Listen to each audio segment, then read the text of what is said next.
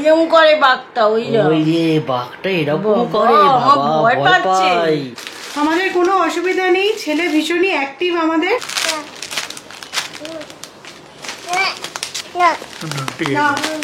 মানে আমাদের দেখলে হয়তো মনে হয় যে ক্যামেরার সামনে এসে তোরা খুব কথা বলছে, বাট আমি সৌরভ প্রচন্ড ইন্ট্রোভার্ট। সৌরভকে নিয়ে যাচ্ছি ডক্টরের কাছে। Good morning S S family, welcome back to the channel. মারা পুনেতে এসেছে নয় করে 2 সপ্তাহ হয়ে গেল। কোথা দিয়ে যে সময় কেটে যাচ্ছে বোঝাই যাচ্ছে না।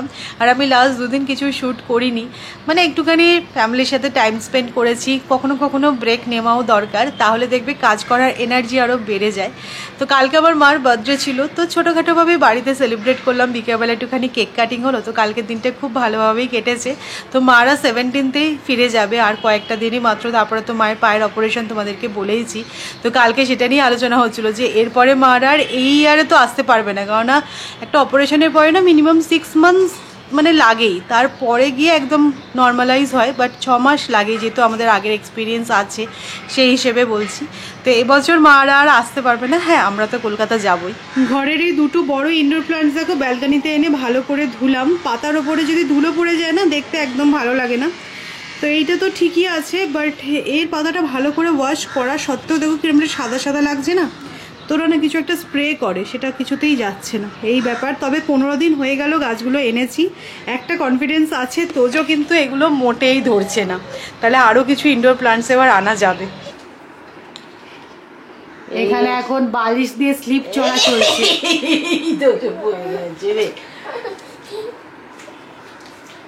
এইসব হুড়োহুড়ি মায়ের সাথে করে শুধু। তোজোটা পড়ে গেছে রে, দাঁড়াও দাঁড়াও, পুয়ে গেছে তোজোটা। হ্যাঁ, চিলটা ছো মেরে নিয়ে চলে গেছে, ছো মেরে চিলটা নিয়ে চলে গেছে। তোজোর থেকে রিমোটটা ছো মেরে নিয়ে চলে গেছে চিলটা। কিরম করে ছো মেরেছে চিলটা? এমন করে ছো মেরে নিয়ে চলে গেছে, বাবা রে বাবা। আর বাঘটা কিরকম করেছে? এরকম করে বাঘটা ওই রে বাঘটা এরকম করে বাবা ভয় পায়। আমারও ভয় পাচ্ছে কিন্তু। ও বাবা রে, আমাদের ভয় পাচ্ছে। তোজো বাঘটা কিরকম করে? কিরম করে রে বাঘটা? বাঘটা কিরম করে? না, বাঘ এরকম করে না। কিরম করে? ও বাবা, তোজো বাঘটা এরকম করে ডাকে। হ্যাঁ, ভয় পাচ্ছি আমার। আর তোজো পুষ্পা করে দাও একটু, পুষ্পা। ও পুষ্পা, আমাদের পুষ্পরাজ। এটা কি হয়েছে? বাঘের একদম মুখ বেঁকে গেছে।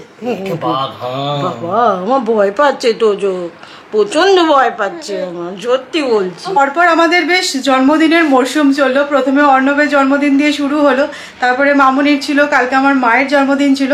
তো কালকে আমি একদম সিম্পল রান্না বান্না করেছিলাম। মেনলি সকালে কি করেছিলাম বলো তো, একটা দারুণ রেসিপি, সেটা হচ্ছে ঝোল ভাত, মাছের ঝোল আর ভাত। আর ওর পেটটাও ঠান্ডা হওয়া দরকার, ভেবেছিলাম পায়েস বানাবো, বাট মা বললো বানাস না, কারণ মার তো সুগার আছে আর সামনেই মায়ের অপারেশন। তো সুগারটাকে খুব ভালোভাবে কন্ট্রোলে এখন রাখাটা ইম্পর্টেন্ট। আর জানতামই যে কেক আনা হবে, কেক কাটিং হবে, তো কেক একটু তো খাবেই, তো সেই হিসেবে পায়েসটা স্কিপ করেছিলাম। তো আমাদের বেশ ভালো হচ্ছে, মায়ের জন্মদিনের অনারে আমরা কেকটা একটু খাবো। তো কালকে তো আমরা খেয়েছি বেশি বেশি করে, আজকে ব্রেকফাস্টে আমাদের কেক। সৌমি মাকে বলছি তুমি বেশি খেও না, তোমার তো সামনে অপারেশন, কেকটা আমরাই খাই। আমরা, হ্যাঁ মানে বেশি খাওয়া দরকার নেই তো। আর ভালো ভেবেই বলছি, দেখো সত্যি। হ্যাঁ সত্যি, সাদা মনে কোনো কাদা নেই, তাই না? তুমি মানে এখন কাদা করে দিলে, কি আর বলবো। তো মাদের জন্য ডিম সিদ্ধ হচ্ছে, ব্রেড আর ডিম সিদ্ধ খাবে মায়েরা, আর আমরা একটুখানি করে কেক খেয়ে নেবো। কালকে রাত্রিবেলা আমি বিরিয়ানি বানিয়েছিলাম, তো তার জন্য আজকে বেশি কিছু হেভি ব্রেকফাস্ট করতে ইচ্ছা করছে না। এই সেই কেক আমরাই অর্ধেকটা কিন্তু খেয়ে খেয়ে সাবার করে দিয়েছি। আমাদের এখন কি অবস্থা হয়েছে দেখো, কেক এরকম কিচেনে দাঁড়িয়ে লুকিয়ে লুকিয়ে খেয়ে নিচ্ছি। যদি একবার তিনি টের পান তাহলে তো আবু আবু করবেন। তো যাই হোক, বাচ্চাকে কেক বলো বা মিষ্টি যে কোনো জিনিস দেওয়া একেবারেই উচিত নয়। তো যতটা পসিবল হয় চেষ্টা করি, তো একদম লুকিয়ে লুকিয়ে খাচ্ছি যাতে বুঝতে না পারে। কেকটা খেতে ফাটাফাটি ছিল, বাটারস্কচ ফ্লেভারে আনিয়েছিলাম, খুব ভালো।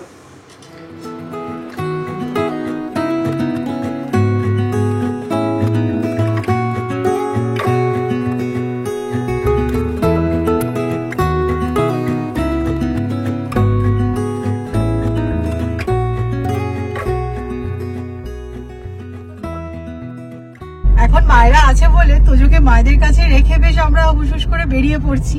তো তোজো স্নান হয়ে গেছে, ওকে ঘুম টুম পাড়িয়ে আমি আর সৌরভ এখন যাচ্ছি ডিমার্টে। তো আমি তো এখন বড় একটা ডিমার্টে আসি না, কারণ তোজোকে নিয়ে না ডিমার্টে আসা একটু মুশকিলের, কারণ ভীষণ ভিড় হয় সবসময়। তো সৌরভ এসে টুকটাক জিনিস নিয়ে যায়। তো আজকে যখন চান্স পেয়েছি আমি চলো ডিমার্টে একটুখানি যাই। আমার ডিমার্ট থেকে শপিং করতে খুব ভালো লাগে, মানে মাস কাপড়ের জিনিস তো ঠিক আছে, তার বাদ দিয়েও ঘরের টুকটাক জিনিস বেশ সুন্দর পাওয়া যায়। তো সেগুলো একটু এক্সপ্লোর করবো। তো অনেকদিন পর আমি আজকে ডিমার্টে যাচ্ছি।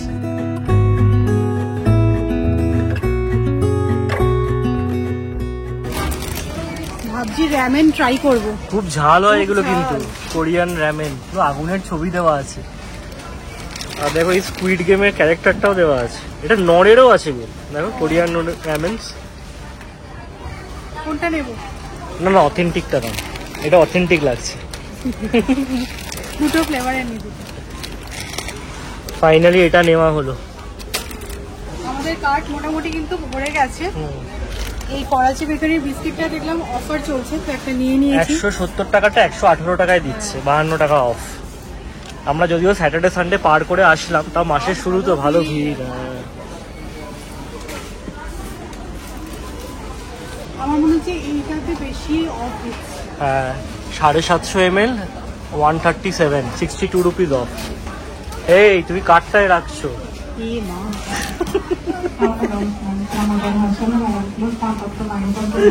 এই তো আমাদের কেনাকাটা ডান। এই দেখো ডিমার্টে এসছি তো কৌটো বাওটা নিতেই হবে, তো অনেক কিছুই কিনেছি টুকটাক জিনিস। আর তোজোর জন্য একটা বল নিয়েছি, ও যে বিকেলবেলা খেলতে যায় না নিচে, তোর কাছে ছোট বল আছে কিন্তু অন্য বাচ্চাদের কাছে বড় বল আছে, তো সেগুলো দেখে নেওয়ার চেষ্টা করে। তাহলে ঠিক আছে, তোকে একটা বড় বল কিনে দেওয়া হবে। তাও যে খুব বড় পেলাম সেরকমটা না, যেগুলো বেশি বড় ছিল সেগুলো একটু ভারী ছিল, ও পা দিয়ে মারতে পারবে না। তো ঠিক আছে, মাঝারি সাইজ।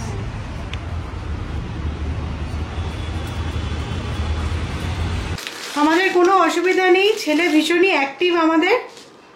তো দেখো মাসকাবাড়ির সব বাজার জায়গার মতন রেখে দেবে। হ্যাঁ, যা যা এনেছি সব জায়গার মতো রাখবে।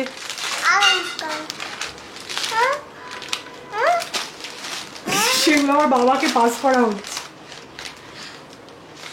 সব বার করো ব্যাগ থেকে।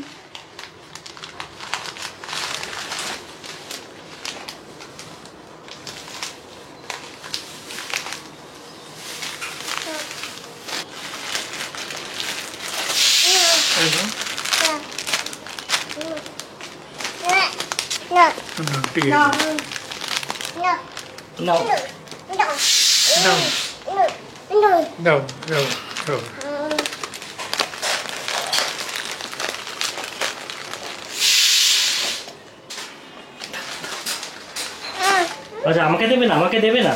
আচ্ছা আচ্ছা, বাবা বাবাকে দেবে, আমাকে আবার দেবে না।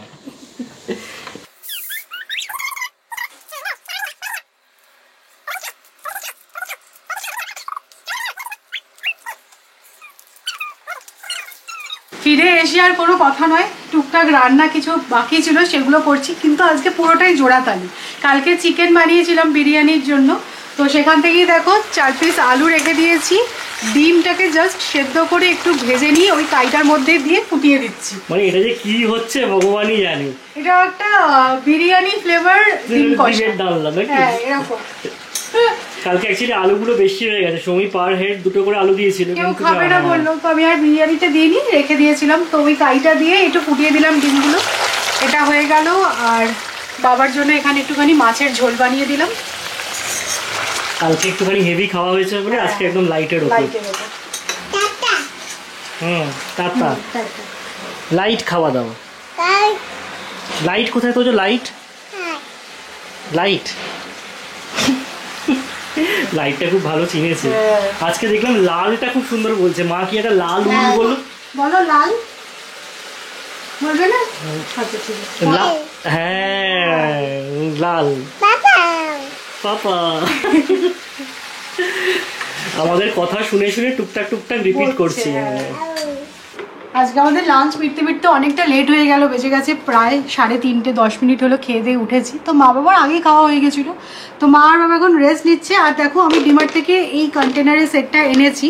তো এটার মধ্যে কি রাখবো বলো তো, মারা যে বড়ি এনেছে, তো বড়িগুলোকে এই কন্টেনারে রাখলে না সুবিধা হয়, মানে ইউজ করার জন্য বলো, আর ভালো থাকে। আর আমি সবসময় বড়ি শুকনো লঙ্কা যেহেতু কলকাতা থেকে বেশি আনা হয়, তাই জন্য ফ্রিজেই রাখি। আর কি হয় বলতো, এই প্লাস্টিকে রাখলে না চাপ টাপ করে ভেঙে যাওয়ার চান্স থাকে। হ্যাঁ। তো আর একটা জিনিস আমরা কলকাতাতে আর ইউজ করি, সেটা হচ্ছে যে শুকনো লঙ্কা। এখানকার যে বড় বড় লঙ্কাগুলো পাওয়া যায়, ঝালই হয় না, ভালো লাগে না আমাদের। এক্স্যাক্টলি এই কন্টেনার সেটটা নিলে 129 টাকায় 3টে। মা তো দেখে বলছে আমার জন্য গিয়ে নিয়ে আসবি, আমি নিয়ে যাবো। ভাবছি ঠিক আছে, তোমার কি লাগবে বলো। র জিনিস রাখবো সেই কারণে প্লাস্টিক হলেও অসুবিধা নেই। রেখে দাও।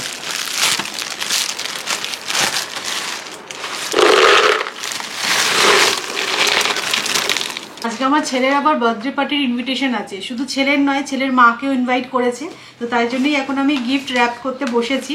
তো কি দেবো করতে করতে মনে হলো যে ফার্স্ট বার্থডে তো খেলনাই দেওয়া যায়, কারণ 1 বছরের বাচ্চারা মোটামুটি একটুখানি বুঝতে শিখে যায়, খেলনা টেলনা নিয়ে খেলে। তোজোর বেলাও দেখেছি মানে তোজোও এখন ছোট, মানে ওর 1 বছর আর তোজোর 15 মাস। তো যাই হোক, তো আমি ওর জন্য একটা খুব সুন্দর পিয়ানো কিনেছি আর একটা লাট্টু মতন কিনেছি। ওটা বেশ এরকম প্রেস করে দিলে না লাইট জ্বলবে আর ঘুরবে। তো এগুলো এখন ওনার জন্য র্যাপ করে রাখছি। উনি উঠে বন্ধুর জন্মদিনে যাবেন, তাই জন্য মা সমস্ত কিছু রেডি টেডি করে রাখছি। এই শুরু হয়ে গেল। সেটাই, এ তো সবে গেল গিফট র্যাপিং। এরপর যখন স্কুলে ভর্তি হবে সব প্রজেক্ট আর বললাম না, এটা সবার ঘরে ঘরেই হতে থাকে, সবাই জানে। মনে হয় টিচাররাও জানে কারা করে দিচ্ছে। তোজো, তুমি বার্থডে পার্টিতে যাওয়ার জন্য রেডি? এই হাতে ক্লিপ নিয়ে যাচ্ছ, ক্লিপটা কি গিফট? তোজোর ড্রেসটা কিন্তু বেশ ভালো হয়েছে, ডাংরি পড়েছে। গিফট কোথায়? তুমি যাচ্ছ বার্থডে পার্টিতে? বলে মাম্মার কাছে গিফট আছে। এই ক্লিপটা তুমি নিয়ে যাচ্ছ কেন? হ্যাঁ, এটা গিফট। হ্যাঁ, এটা দেব আমরা। কেমন? এটা গিয়ে দেবে, হ্যাঁ, ফ্রেন্ডকে। ফ্রেন্ড ওর থেকে 3 মাসের ছোট। চলে এসো যাও, মায়ের সাথে যাও। চলো চলো যাও। এসো, জুতো পরবো, এসো।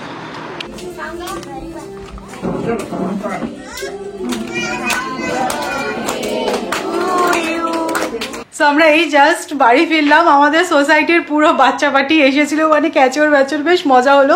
একসাথে সবাই মিলে কেক কাটিং হলো, আর তোজো বেশ মজা করেছে। আর কি বলতো, এই সমস্ত ইভেন্টে গেলে তোজোরও ভালো লাগবে, আর বাচ্চারা জেনারেলি এই সমস্ত ইভেন্টে গেলে সোশ্যাল হয়। তো সেই কারণে আমিও চেষ্টা করি তোজোকে নিয়ে সব জায়গায় যেতে। বাট আমি আর সৌরভ ভীষণ ইন্ট্রোভার্ট। আমি আগেও তোমাদেরকে কথাটা বলেছিলাম, মানে আমাদের দেখলে হয়তো মনে হয় যে ক্যামেরার সামনে এসে তোরা খুব কথা বলছে, বাট আমি সৌরভ প্রচণ্ড ইন্ট্রোভার্ট। মানে আমরা বাইরে সবার সাথে মিশতে মানে কিরকম একটা লাগে আমাদের যেন, বাট আমরা ডেফিনেটলি চাই না তোজো সেরমভাবে মানুষ হোক। আর ও দেখেছি একটু সবার সাথে মিশতে চায়। তো বলে না বাবা মার অপোজিট, সেরকমই তোজো তৈরি হচ্ছে। তো সেরকমই থাকা ভালো। অ্যাকচুয়ালি এটা আমার প্রবলেম, আমার দাদার প্রবলেম। মা তাই বলছিল আজকে যে তোদের যে কোনো অকেশনে যেতে হলে আমি আর দাদা যেতাম না, আর মাকে সবাইকে গিয়ে বলতে হচ্ছে যে কেন ওরা আসেনি। তো এটা একটা লেগেই থাকতো। তো যাই হোক, তোজোকে ডেফিনেটলি সেরমভাবে বড় করবো না, জন্য বলতে পারো আমি আমার শেলটা ভাঙছি। মানে সব জায়গায় ওকে যখন নিয়ে যাই তখন আমি নিজেকে মোটিভেট করি যে না, এগুলো এবার আস্তে আস্তে করতে হবে। আমি তোমাদের সাথে ক্যামেরার কথাটা বলছিলাম, সেটা শুনে মা বলছে আমাকে জ্বালিয়ে এখন ছেলের বেলায় বেশ নিজেকে ঠিক করছিস। ছোটবেলায় ছোটবেলা নয়, বড়বেলা এখনো দুই ভাই বোনে যে কি জ্বালান জ্বালিয়েছে না, ভাবতে পারবে না। আর সব থেকে হচ্ছে কি বলতো, এরা যেত না কোনো অকেশনে, বা নিচে খাওয়া দাওয়া হতো পুজোর সময় যেত না। সব জায়গায় আমাকে কৈফিয়ত দিতে হতো যে তোমার ছেলে মেয়ে আসেনি মেদুলা। মানে এত বিজি ছেলে মেয়ে, কোনো অকেশনেই যোগ দিতে পারে। আজকে আমাদের ইভিনিং স্ন্যাক্সটা কিন্তু হেভি। মটর ডালের বড়া ভাজা হবে, তো তার জন্য মটর ডালটা আগে থেকে আমি ভিজিয়ে রেখেছিলাম। ফ্রিজটা পরিষ্কার করতে গিয়ে দেখলাম অনেকটা মটর ডাল আছে। আর জেনারেলি মটর ডাল কি হয়, মানে এই বড়া করেই তরকারি হয় বা ঝাল করে মামুনি। তো মা বললো ভিজিয়ে দিয়ে ছোট্ট ছোট্ট বড়া ভাজা হবে, চা দিয়ে খেতে দারুণ লাগে।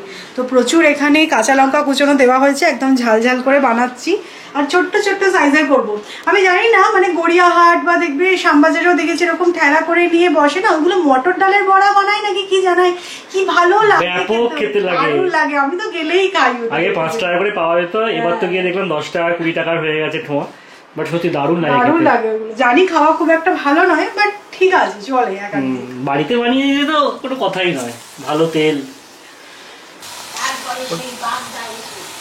চাটা খেয়ে এখন বেরোচ্ছি, সৌরভকে নিয়ে যাচ্ছি ডক্টরের কাছে। তো কিছুদিন ধরেই সৌরভের এই প্রবলেমটা হচ্ছে, তো যাব করে আর যাওয়াও হচ্ছে না। আর মা আর বাবা আছে যেহেতু, আমি যে চলো তোজোকে রেখে তাহলে যাওয়া যাবে, কি বলে না বলে দেখি, চলো। প্রবলেমটা খুবই একটা সাধারণ প্রবলেম, এমনিতে শুনলে এরকমই লাগবে, হচ্ছে কি পায়ের কড়া বা কর্নের প্রবলেম। এটা আমি ভুগছি প্রায় বছর 5 হবে, কিন্তু লাস্ট 6 মাস ধরে যেন জিনিসটা আরও বেড়েছে, এবং পেনটা যখন হচ্ছে পেনটা বেশ ইনটলারেবল। তো সেই কারণেই সৌমি অনেকদিন ধরেই বলছে একবার ডক্টর দেখিয়ে নাও, কী বলে দেখো, দেখি একবার যাই। বাট আমি খুব একটা হোপফুল নয়, কারণ এইগুলো শুনেছি ক্রনিক, আর খুব যে সারে ওষুধ খেলে সেরকম না, আমার মনে হচ্ছে না ওই লেজার করে যে বার করে দেয় না, সেটা একবার মানে বাবা যেটা বললো আর কি। জানি না, দেখা যাক। চলো।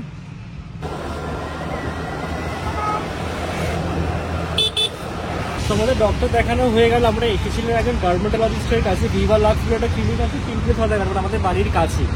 তো উনি যেটা বললেন সেটা হচ্ছে কি এর না কোনো কিওর নেই। উনি একটা ফর্দ দিলেন আর কি বলবো আমি, যে হ্যাঁ লেজার করে জায়গাটাকে ঠিক করে দেওয়া যায়, যেটাতে একটা উন্ড হবে, আর তার জন্য 15 দিন পুরো বেড রেস্ট। বেড রেস্ট না, কিন্তু বেশি বাইরে বেরোনো যাবে না, ধুলোবালি লাগলে ইনফেকশনের চান্স আছে, যেটা কিনা এই অবস্থায় করাটা খুব ডিফিকাল্ট। আর লেজার করলেও যে পুরোপুরি 100% কিওর হবে তা না, আর পরবর্তীকালে এটা আসতে পারে। তো সেই কারণে কি করবো এখন জানি না। আর একটা অয়েন্টমেন্ট দিলেন, বললেন যে এটা, আর বললো দুটো করতে 5,500 টাকার মতো লাগবে। দুটো পায়ে আছে আর কি। তো মনে হচ্ছে ব্যথাটাকে নিয়েই কাটাতে হবে। না না, আমার মনে হচ্ছে ওই কর্ন ক্যাপ ওই লাগাও এখন আপাতত, ওইটা করে দেখো, পায়ের একটু যত্ন নাও। চলো। বুঝতে পারছি না, ব্যথাটা কিন্তু বেশ মানে ইনটলারেবল, মানে এক সময় মানে বাই চান্স যদি খালি পায়ে কোথাও হাঁটছি আর পায়ে যদি একটা কাপড় পর্যন্ত লেগে যায় না, মানে মাথার চুল থেকে পায়ের নখ অব্দি পুরো ব্যথায় নড়ে যায়। আর বললো যে অর্থোপেডিকের কাছে গিয়ে ভালো জুতো মানে প্রেসক্রাইব করতে, সেই জুতোটাই পরতে। সেটা করা যেতে পারে আমার মনে হয়, সেটা করা, তারপরে পায়ের যত্ন নেওয়া। লেজার করে 15 দিন বাড়িতে বসে থাকাটা এই মুহূর্তে সম্ভব নয়, সেটাই আমিও বলছিলাম যে ঠিক আছে চলো। হ্যাঁ, লেজার করলে পুরোপুরি কমে যাবে, সেটা একটা কথা বলছি, এটা আমি কোনো গ্যারান্টি দেবো না। গ্যারান্টি নেই মানে কি, আমার ফিরে আসতেই পারে। এই যে তোমাদেরকে বলছিলাম না যে একটা অয়েন্টমেন্ট দিয়েছে, তো এই অয়েন্টমেন্টটা লাগাতে দিয়েছে। তোমরা যদি কেউ এরকম প্রবলেম ফেস করো বা তোমাদের কাছে যদি ঘরোয়া কোনো নুস্খা জানা থাকে তো অবশ্যই করে শেয়ার করো। এটা একটা ক্রনিক প্রবলেম, যেটা কিনা আমার স্কুল লাইফ থেকে চলছে। মানে এটা কীভাবে কমবে আমি জানি না, বাট হ্যাঁ অবশ্যই যেগুলো বললাম সেগুলো ফলো করার চেষ্টা করবো। তো চলো আজকের ব্লগটাকে এখানেই এন্ড করছি। আমরা অনেকক্ষণই ফিরে এসেছি, তারপরে সৌমিত তোজোকে খাইয়ে এখন ঘুম পাড়াতে নিয়ে গেছে। আজকের ব্লগটা যদি ভালো লেগে থাকে তাহলে অবশ্যই করে লাইক করো, শেয়ার করো। আর যারা নতুন দেখছো প্লিজ চ্যানেলটাকে সাবস্ক্রাইব করে নিও। কালকে আবার দেখা হচ্ছে একটা ইন্টারেস্টিং ব্লগে। হ্যাঁ, আর পেছনে কিন্তু একটা নতুন জিনিস তোমরা নোটিস করছো কি না জানি না, সেটা সৌমিকে কালকের ব্লগে দেখাতে বলবো। চলো টাটা, গুড নাইট।